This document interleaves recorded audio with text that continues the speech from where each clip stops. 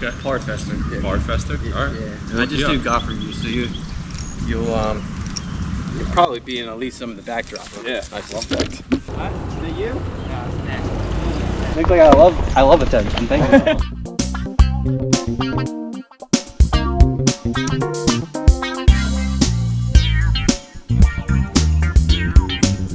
So let's take a look here at Skippack Golf Course. It's beautiful. It's actually a good shot.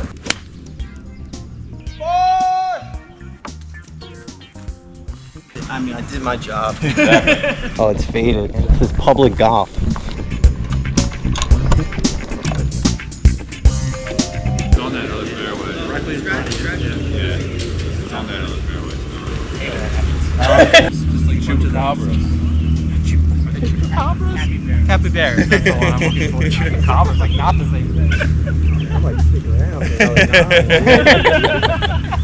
We're here at Skippack Golf Club taking a look at a course built in 1960. Ooh, it's a hot one. In the summer, we're here taking a look at Skippack Golf Club. One name since 1960 and golf designer Harris Benaya. That was when it was originally built in 1960. Now, whether some of the same buildings are here to this day, I'm assuming it's hard to figure that out online.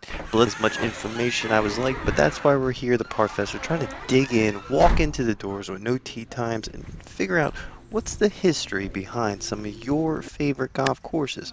And right now, we're zooming on in to a beautiful 18-hole facility built in 1960 that did see some updates in 1988. We're not going to get to that just yet. We're going to talk about the first designers of this golf course who were one and done. They built one course and one course only, Harris and Benaya. And it's not as much information because it was built in the 60s, and some of that history just disappears throughout time. But in 1988, we did see a course update. XG Hasenplug, who is a famous golf designer in western Pennsylvania, has built the 5-pond golf course, which is not too far from this location. Straight that hole? I'm just asking. Car golf. The course does have paved car paths throughout the whole thing, and it has the Zachariah Creek cutting through the 18-hole golf course here. Now, we only were able to walk the front 9 here, but it's impressive. Apparently, the back 9's nicer with some bridges. We're not going to get that, but we'll drop a few of the pictures of the back 9 right now.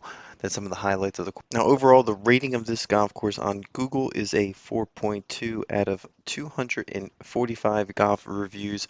It's located in Evansburg State Park, so that's another interesting fact about it. It does feel like there's not a lot of development around this course, and these are the type of courses that we love to target. There's some changes that we're seeing. You got this mound here on I believe this is par 3. You got to get over that mound, and even being over it, some of these greens fly right off. You're lucky to keep it on there. It stretches a total of 6,007 yards from those back tees. Recommend playing from the back. We played from the back here. It's the way to go.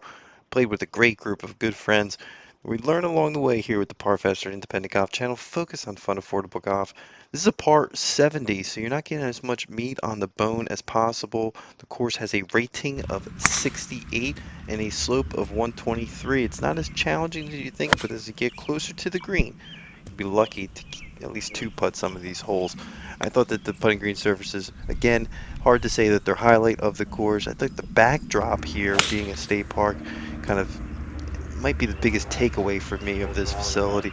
Before we talk about the price of it, I just want to give you my overall rating before I dig into that. I think it belongs within the 7 range, right on a 7. I don't know why I'm going to give it a little bit higher score than normal does. So play was fair. It didn't feel like we were moving too slow at all, but we were moving well within the flow of the golf course here. And the price I thought was very reasonable in comparison to other golf courses in this area. Now, you were going to walk, you'll spend at most about $51 on the weekday. It does have some twilight rates dropping it down, but if you wanted to ride, you can go almost up to about $72. That's fair. I think that's a fair price. Hats off to the folks, Nick, everyone else we played with, and hats off to this facility, Skippack Golf Course or Club, depending on which way you're coming in.